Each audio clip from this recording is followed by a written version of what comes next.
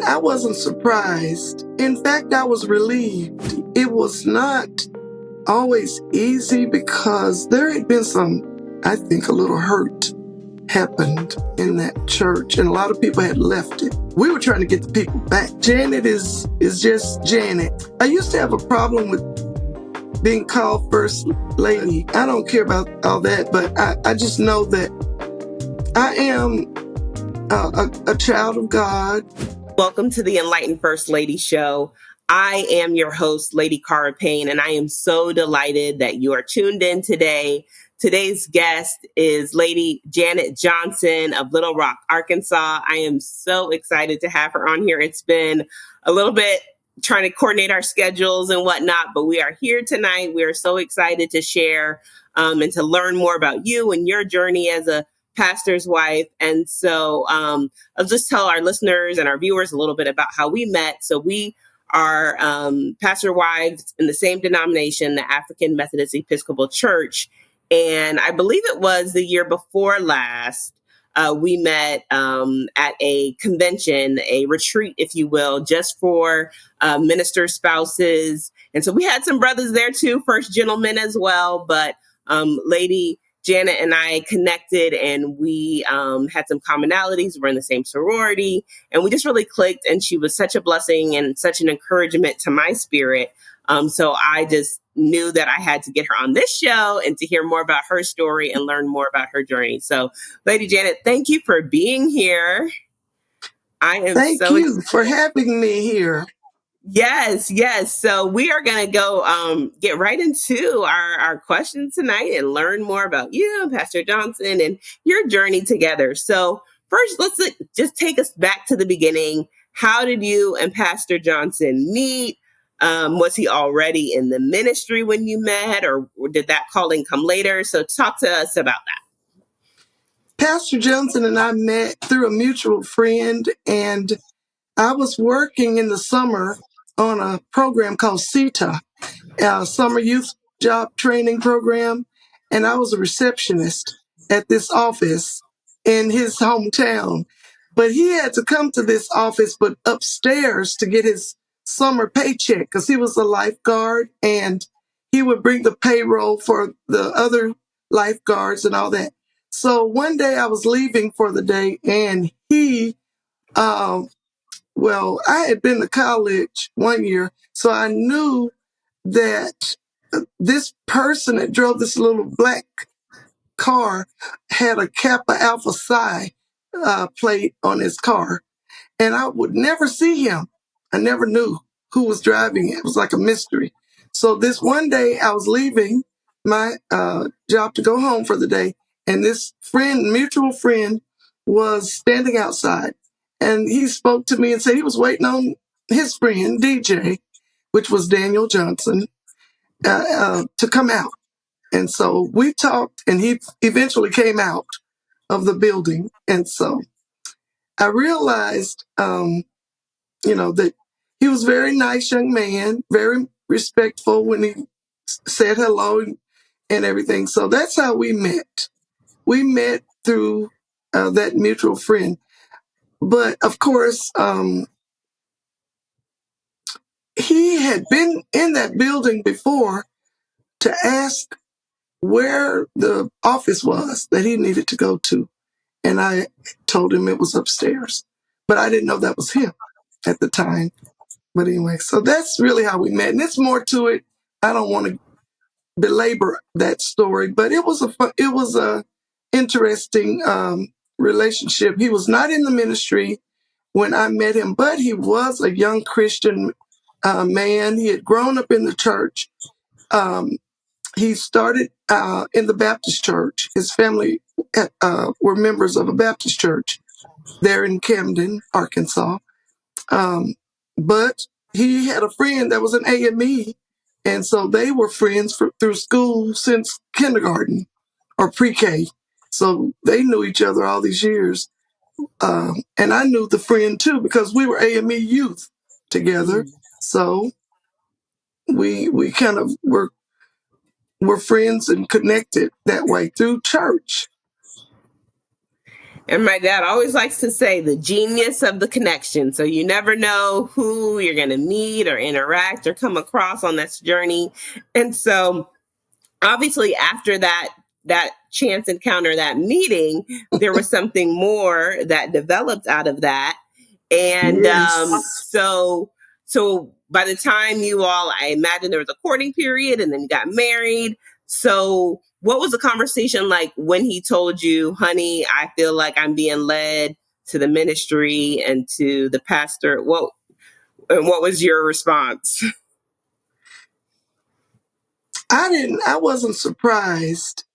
I was not at all surprised. In fact, I was relieved because he knew about this calling for a while, but he had all these plans for his life.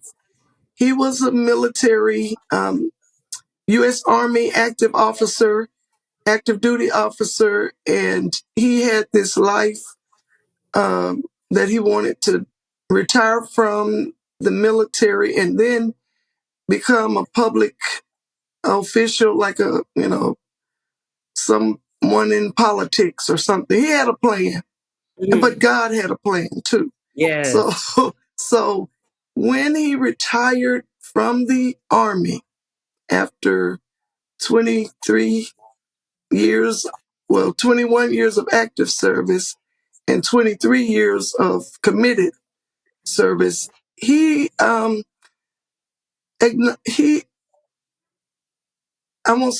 is it called acknowledged his call? Yeah. Because he didn't really want to accept it, but Yeah. he acknowledged Okay. it. And I could tell that he was relieved because he had been a little grumpy to me after he retired.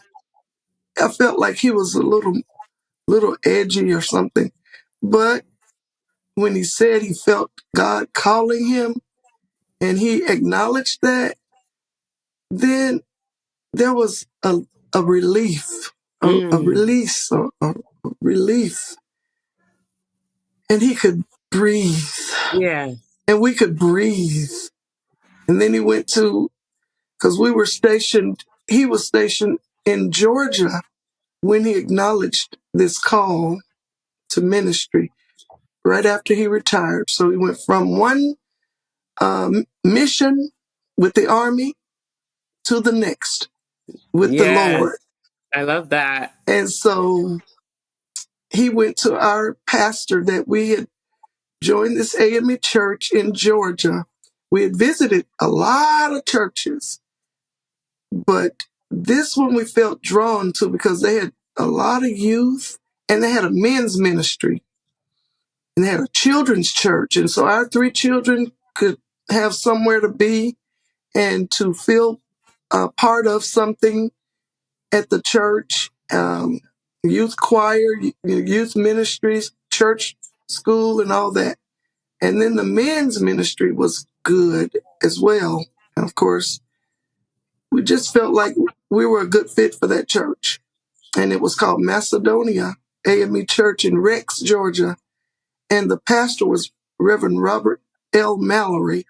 And Reverend Mallory took Daniel under his wings and told him, it's okay and it's the good thing that you're doing. And here's the key to the church. I want you to, start coming and unlock the church. If you need somebody, needs to get in, I trust you and blah, blah, blah.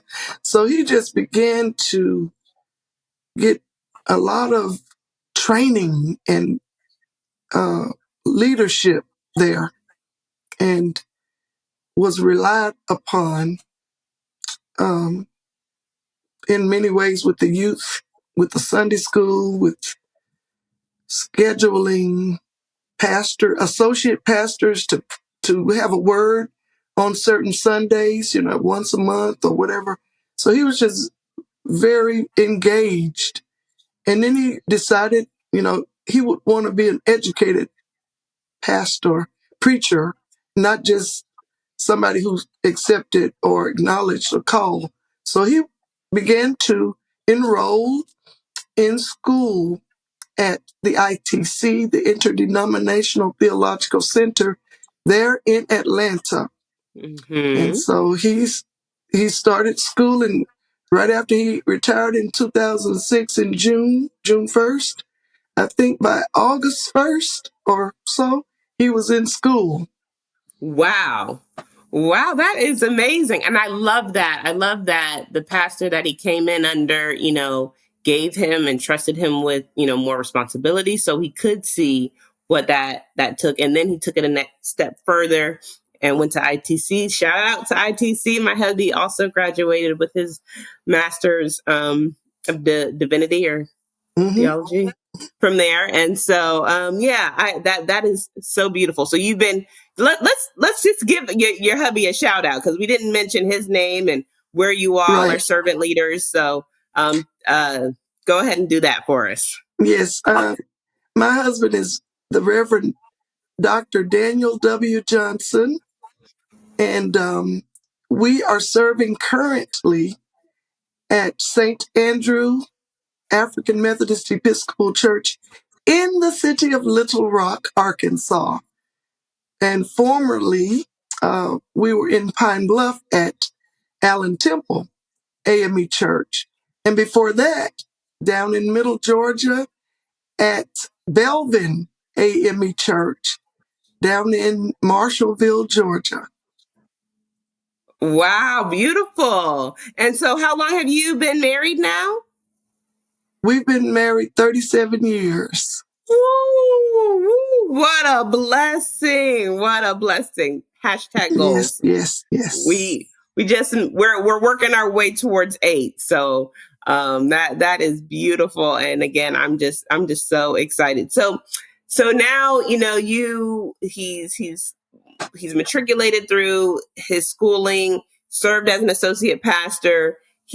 You all get your first charge. What is that like?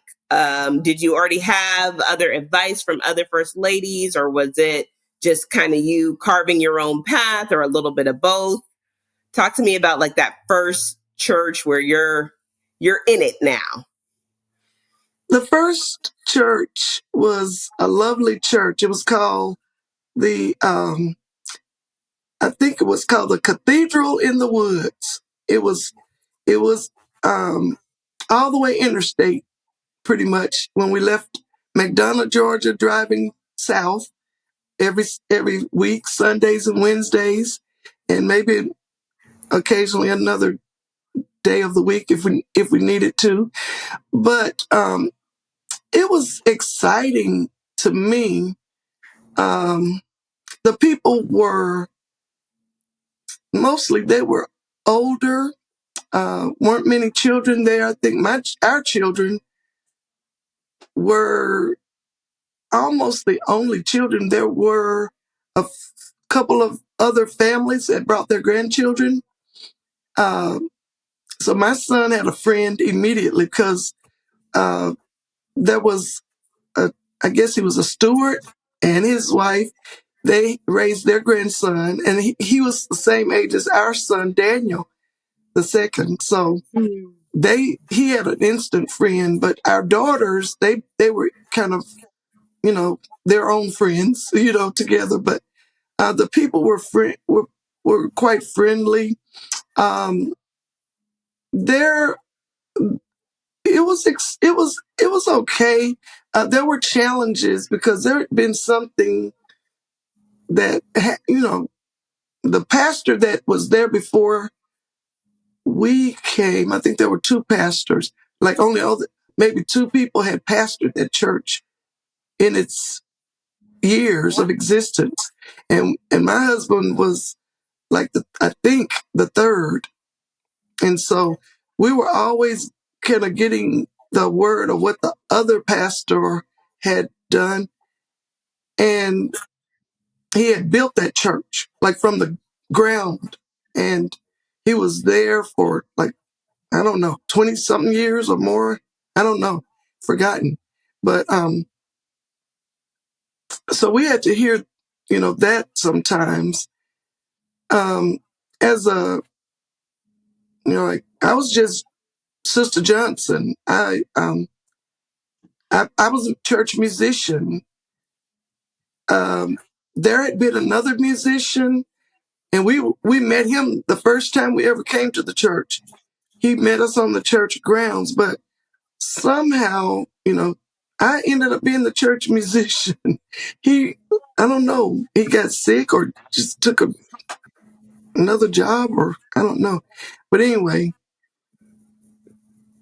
it was okay. It was not always easy because there had been some, I think, a little hurt happened. It wasn't anything to do with us, but there was some hurt in that church, and a lot of people had left it. So Mm, we were trying to get the people back. right. That was our mission. Get the children, get the Yeah. people to bring their children into return to Belvin, because Belvin was a beautiful church, and it was a church where it had at once been a really greatly attended church, but then it had kind of things had fallen apart somewhere along the way. And it was our mission just to get people back and let's go forward. My husband was very passionate. He just talked about the church. He wanted the church to grow, and he loved the people. He loved the church, and he strived for that church. And I love that. Like, because that's another interesting thing. Like, I always have to tell folks that are listening, especially when I interview other AME spouses, is that, our appointments are a 1 year appointment. So any given year, we can be reassigned to a different church. And I think this even happens in other denominations, though, where like you are held to the standard of your predecessor, whoever came before you. And it's kind of, you want the congregation to give, this is a new person. This is a person that was divinely appointed through, the wisdom of our elders and our presiding elders and our bishops. And it's like, give that person a chance. Like, you would hope that you could come in as a blank slate, but we're human, and we know, people have really very close knit relationships with previous pastors, and maybe, those relationships might not always even be what they should be, if you catch my drift. And you have to, work through that and still love folks right where they are, and, in spite of. And so, and then, you also made the point of, of the lack of youth. So my dad is also an AME pastor. And yeah, the first church he was assigned to was a small church in like, I guess central Florida. And my sisters and I, we were the choir, we were the YPD, and and gradually more youth came, and it by the time we were really getting going, he got reassigned to a new church, which I think also happens because they mhm. see you doing good work, and then they want you to replicate it somewhere else. So that was hard. But one thing I said on the last show was that my mother had to remind us that, even though we were getting sent to a new congregation, it just meant our village was growing. It wasn't something to be, I mean, yes, you can be sad, because you're not going to see those individuals each week and things like that. But just look at it as an opportunity, as God enlarging your territory, expanding your village. So that was really beautiful. So Mhm. there was definitely some challenges at that first church. So in general, just talk to me about how you navigate challenges, whether it's you personally, you and your spouse as a unit. What does that look like navigating through just challenges as servant leaders of a church? Well, one of the things, we always meet challenges with prayer. We always try to pray through things, talk through things, and at the personal level, um, communicate the whatever it could be that we're going through, and try to be not throw the baby out with the bathwater, as they say. Just everybody is somebody, and we have to be very cognizant to try to hear them and not to let our emotions get ahead of us. And at the church level, just try to, it's like it's their church. We're just servants there, trying to go the way that God would have us to go, and as a whole, as a body. So we, my husband, I always say, I believe he's truly been called. And I believe in a sense that I have too, in a sense, because the military, first of all, that's a lifestyle that you learn a lot. Being part of something that you have to get used to new things all often, every 3 years or so. We're packing and moving somewhere new, and he's got a job always, and I'm having to research where to work next and get used to new people and make new friends and all that. So that helped me a lot.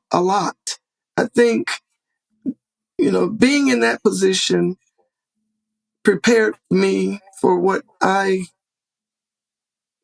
have been doing. And even my father was an AME pastor, and he he became a pastor like the year I graduated from high school. And so his church, his first appointment was in the city I attended college in, Pine Bluff, Arkansas. So I I went over and helped with the music there as a teenager. And so when I got married to Daniel, I'd already been a pastor's kid. I've been a principal's kid. My dad was my principal from first grade through ninth grade at Carthage, Arkansas, Carthage schools. So I had been moving because we had to, first we were trying to live in our home in Bearden and just commute to Carthage, that 45 or so minutes every day, just commuting. But they said, oh no, you got to live in the district where you are the principal.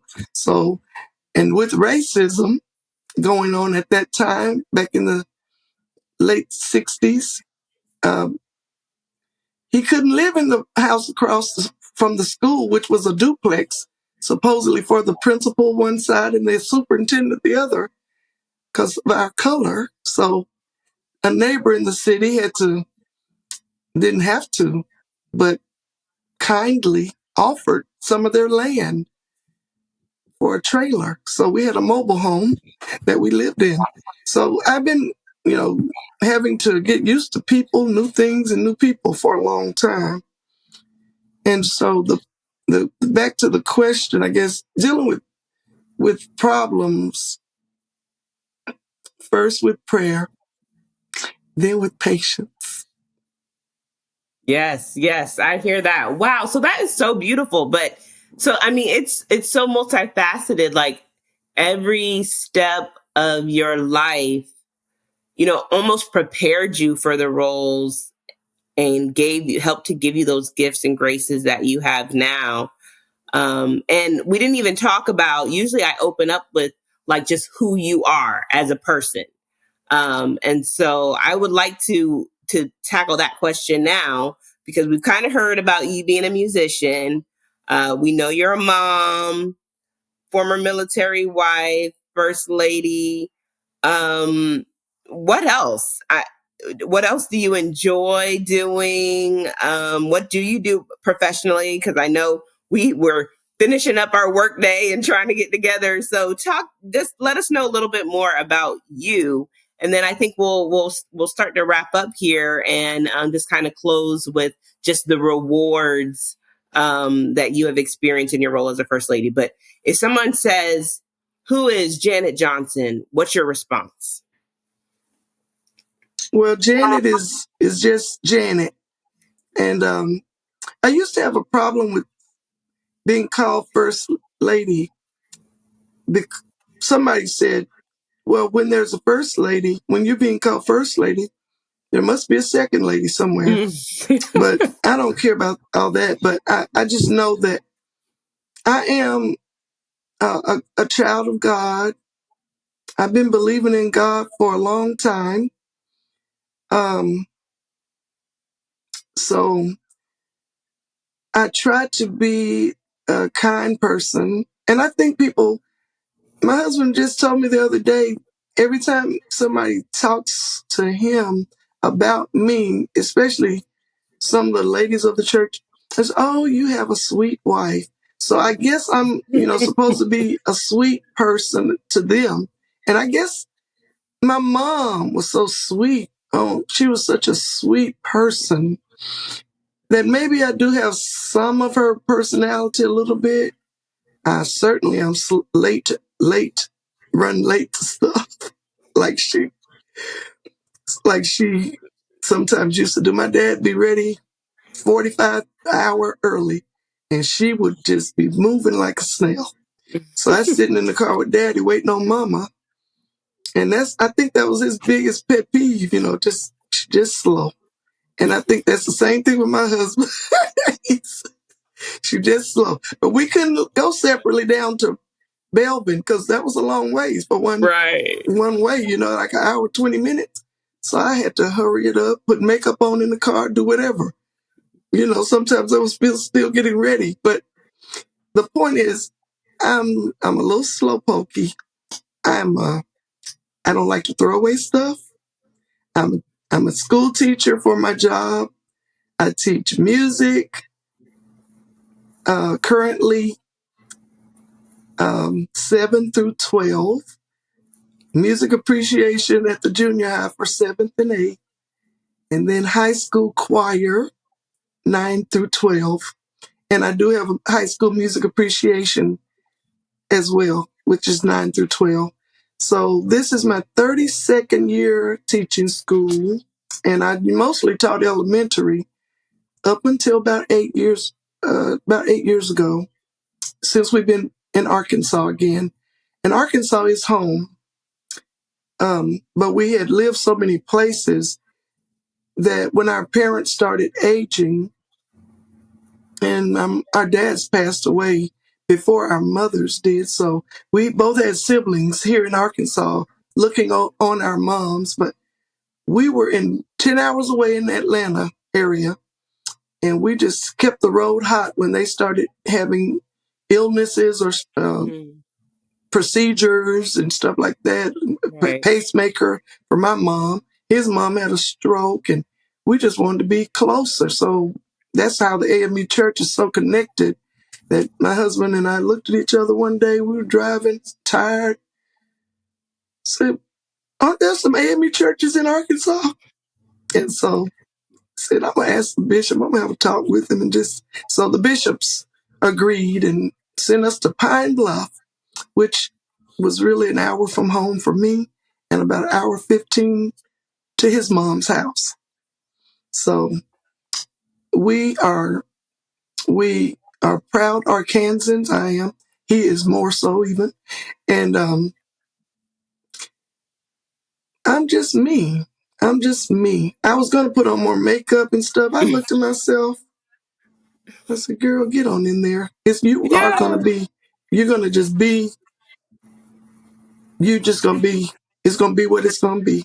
Yes. And Yes. that's pretty much me. But I am.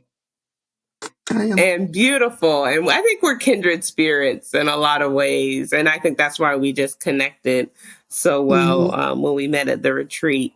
So just closing it out, what I can already feel, your heart for the Lord, for God, for God's people, for youth. So is there just like one moment? Because how long has your husband been pastoring? This is since his first pastorate was in 2009. So 15 years? Is that So a about it's a about mile? 16 years. Okay. So yeah, in that time, if there was like one moment that stood out, um, in your ministry together and walking alongside him, is there one like just in general, like what are the rewards of being a pastor's wife, a clergy spouse, a first lady? What's your Uh, favorite thing about it? I guess just walking with him through this, because I know some of his journey. He had all these other plans. He wanted a Winnebago and just to do whatever he wanted to do, but he wasn't really satisfied until he went ahead and submitted to what the Lord's will is. And Mm, my joy, I think, is just being on the journey, praying, giving him support, trying mm, to get to know the members and loving them, being sweet to them, trying to be kind to them and positive, encouraging to them, praying for them and with them. And we've had some pretty close connections with our church family. Sometimes we've known things about them, that was going on with them that maybe not everybody knew. So we had, the opportunity to really be close and to pray with them, cry with them, just be part of their family. And I guess, like you said, your mother said that when you get a chance to transfer to another location, sometimes your family just grows a little bigger. And so mm, that's kind of one of the blessings. We know people in places where we would not ordinarily know. I mean, I know through the military too, that we got to know people and still are friends with them from when we didn't even have children yet, from way back in the day. And we still talk to those and still keep up with those people, some of them, and are still connected with them over all these years. And the church being connectional already allows us to connect with people like you, who I never ever would have known if I wasn't married to my pastor husband. mm. I don't think I might have met you by chance, but we might have been doing something totally different, and I might not have been at that retreat. I might not have been an AME church uh, minister's spouse. We might be, in our Winnebago, traveling somewhere. I don't know. It's Well, so. I thank God that He allowed us to cross paths. And I didn't say He also picked me up from the airport for that retreat. And I was like looking all around, trying to call the hotel to see if they had a shuttle. And he had a whole sign. And he was like, "You totally missed my sign." And I was like, "You're right." And then we just had the best conversation to the hotel, and then I put two and two together once I met you, and I was like, this is beautiful. This is so beautiful. So I am grateful. I am grateful to the Lord, and I just pray that God continues to bless and keep you and your family. And I just thank you for your time and just showing your heart tonight in this space. I hope that it encourages someone else along the way, whether they're a new believer or been a believer for some time, or just wondering, what is it like to be a pastor's wife? Because it is a unique journey. And I think, again, that, just kind of just hearing your story from really just childhood up to this point, like it just speaks to just the divine orchestration of our lives. And I'm grateful. So is there any closing words or thoughts before we end our time together? Well, Lady Cara, I just thank you so much for your beautiful self, your beautiful spirit, and your kindness, and for allowing me to get on the talk tonight with you, and for being just a genuinely lovely lady.